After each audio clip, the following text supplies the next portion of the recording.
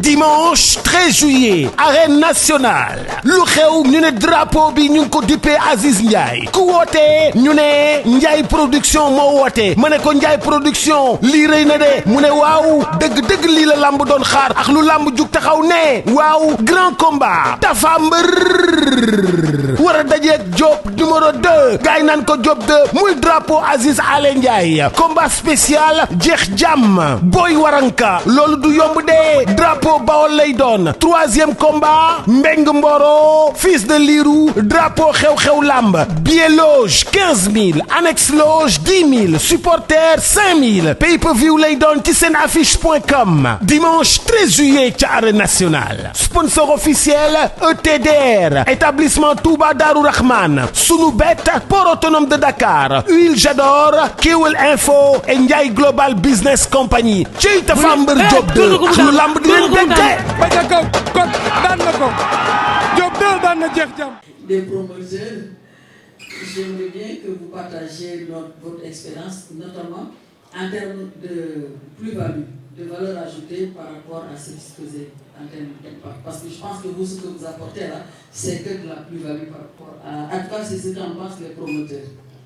Merci, on t'écoute. Merci beaucoup madame la modératrice. Salaamaaleykum wa rahmatullah, maa ngi nuyu assistance bi yëpp di nuyu bu baax autorité yi fi teew donc di am mbégte bu baax a baax bokk ci invité yi wala panélistes yi di ci gërëm waa Convergence et aussi les partenaires comme Canal+. Donc je pense que tey maa ngi tudd Ibrahima Faye nekk cofondateur ci Buzz Pro. Buzz Pro nag nekk structure boo xamante ne moo lancé en 2018 senaffiche.com nekk première plateforme de pay-per-view en Afrique de l'Ouest yéen nag ñu ci la plupart vous êtes dans le monde des arts de la culture mais aussi du cinéma mais ñun on est beaucoup plus dans le secteur sportif mais ñun daal ñoo bokk intérêt de façon générale lan mooy intérêt yi mooy tey ñun dañuy jaay contenu tey pour mun a doxal suñu ay secteur d'activité tey te gis nañ ni loolu daanaka wàllum droit télé yi ak wàllum li nga xamante ne moom mooy monétisation du contenu moom mooy doxal sport yu bëri mais moom mooy doxal aussi œuvre cinématographique yu bëri tey à travers le monde te yaakaar naa ne li ngeen def tey lu am solo la te dinaa leen wax lan moo tax mu am solo damay fàttaliku quand on démarrait en 2018 il y avait des lutteurs qui avaient chuté ci côté cachet. Ils étaient à 100 millions, 150 millions, mais ils sont arrivés jusqu'à 50 millions de francs CFA. Ce n'est pas un secret. En 2018, Balla Gaye de Gris Bordeaux, Luc Nicolaï avait payé à Balla Gaye numéro 2 un cachet de 50 millions, alors qu'il avait quitté un cachet de 150 millions contre Eumeu Sène. Pourquoi? Parce qu'il n'y avait plus de sponsors.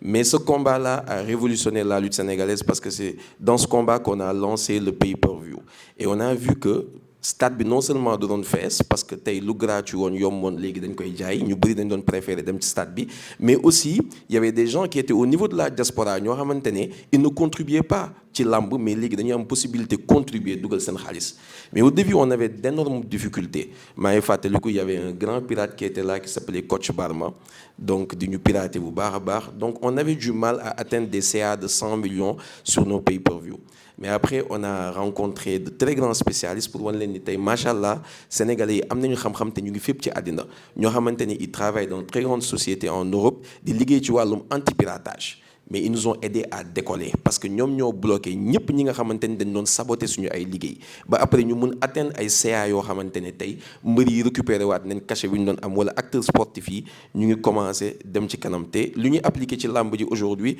on a le même contrat avec la Ligue sénégalaise de football la LSFP qui commence la diffusion de ces matchs parce qu'il faut anticiper c'est ce qui se fait en Europe ce qui se fait aux Amériques te tey gis ngeen Ligue 1 même chose lañ koy diffuser et là sensibilisation bi ngeen def lu tax mu am solo dafa am un combat il y a moins d'1 an par rapport comparé à Mass qui n'aime pas parler de chiffres moi j'aime parler des chiffres parce que pour man chiffres yi daf ñuy permettre ñu gën a conscient ci lu ñu yor nu mu amee solo il y a un combat qui était le combat de Modou Lo Siteu on avait du mal à atteindre 100 millions de CA ci combat yi. Mais sur ce combat-là, on a énormément sensibilisé au niveau de l'antipiratage. Du wax ak gars yi bàyyi leen contenu et on est allé même voir les acteurs. C'est Modou Lo qui a fait une bande-annonce pour wax leen ni bàyyi leen sàcc contenu yi jënd leen seen ay code. On a aussi Siteu a fait le même message et on diffusait tout le temps ces messages-là. En plus de cela, on a averti ñi nga xamante ne ñoom ñooy les câbles distributeurs on a averti ñi nekkoon ci internet bi et résultat sur ce combat on a atteint un CA de 250 millions c'est-à-dire on a doublé ba yokk ba tegal ci li nga xamante ne moom leen doon jaay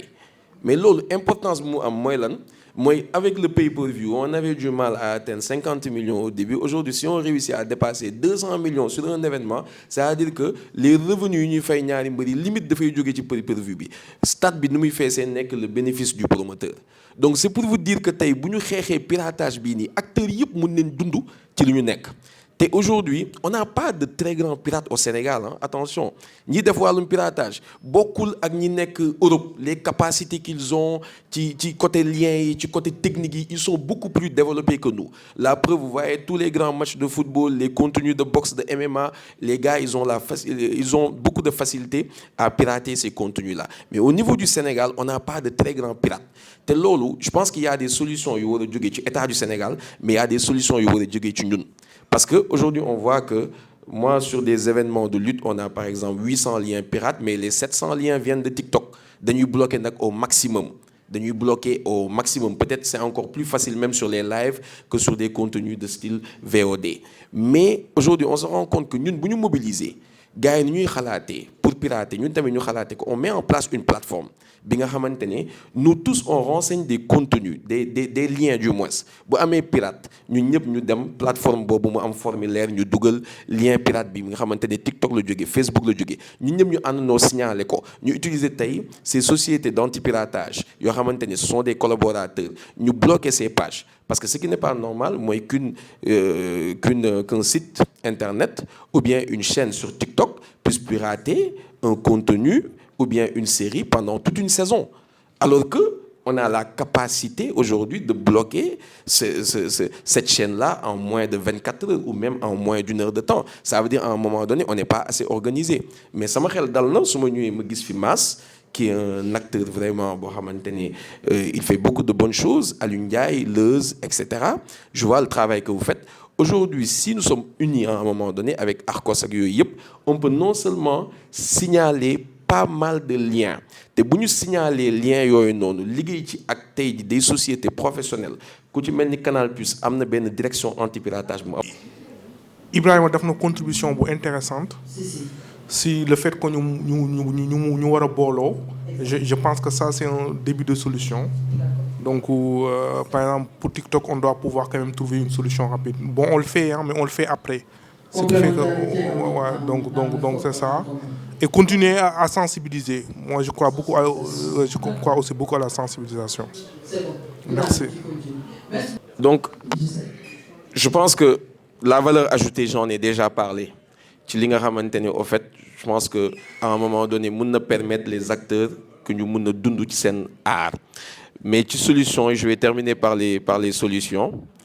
je pense que allo dégg naa ci sànq ci panélistes yi ñu wax lu am solo mooy maanaam numérique bi digital bi ni mu évoluer dafa tax pirates yi gaaw a évoluer mais aussi noonu la waa anti-piratage aussi amee ay capacités yu extraordinaires pour contrer ces gens-là mais la plupart du temps moi quand je parle avec des spécialistes de l'anti-piratage ils me disent que bëgguñu di intervenir parce que loi bi permettre ko mais rapidement on peut bloquer une TikTok warul ñu mën a sonal ñun au niveau du Sénégal TikTok warul mën a am je pense que allô donc je disais que TikTok waruñu mën a sonal fii ci Sénégal rapidement war nañ mën a trouver ay solutions par rapport à ça te solutions yooyu am na solution technique yu existé ci loolu mais c'est juste que l'État accompagne le cadre moom moo ci war a am parce que aussi tu n'as pas le droit di supprimer tey benn chaîne TikTok wala di supprimer benn chaîne YouTube te considéré wuñu li nga xamante ne moom la def comme étant une infraction donc il faut mu am benn cadre boo xamante ne moom moo ci mën a am et je pense que ce genre de panel là permet nañ ñu rencontrer aussi ku mel ni commissaire Diallo et je pense que war nañu waxtaan ñu ñëpp comme on dit ñu booloo parce que léegi da ngay diffuser un événement de lutte à 2 jours de l'événement kenn yor restaurant am affiché benn affiche ne kaay leen seetaan ci combat bi entrée 1000 francs mais c'est extraordinaire à visage découvert ne ñëw leen sama restaurant, vous payez 1000 francs, vous avez accès à ce combat qui coûte 10 000 francs. Et là, on voit les affiches circuler. Donc je pense qu'on va se rapprocher des autorités pour régler ces problèmes. Tu vois d'autres personnes à visage découvert faire des vidéos sur TikTok, dire que l'événement sera diffusé en direct sur ma chaîne. Et quand tu les bloques, même ils disent que dans le sort. Donc, je pense que vous allez être Inch'Allah. Merci beaucoup. Monsieur Bachir, la société de gestion collective. Dimanche 13 juillet arène nationale lu xew ñu ne drapeau bi ñu ngi ko dippee Aziz Ndiaye ku woote ñu ne Ndiaye production moo woote ma ne ko Ndiaye production lii rëy na de mu ne waaw dëgg-dëgg lii la lamb doon xaar ak lu lamb jug taxaw ne waaw grand combat Tapha Mbeur war a dajeeg Diop numéro 2 gaay naan ko Diop 2 muy drapeau Aziz Ale Ndiaye combat spécial jeex jàmm Boy Waranka loolu du yomb de drapeau Bawol lay doon 3e combat Mbeng Mboro fils de Lirou drapeau xew-xew lamb billet loge 15 000 annexe loge 10 000 supporter 5 000 pay-per-view lay doon ci seen affiche.com dimanche 13 juillet ca arène nationale sponsor officiel ETDR établissement Touba Darou Rahman Sunubet port autonome de Dakar Huile Jador Kewel Info et Ndiaye Global Business Company ci Tapha Mbeur Diop 2 ak lu lamb di leen ba ca kaw kon daan na ko Diop 2 daan na jeex jàmm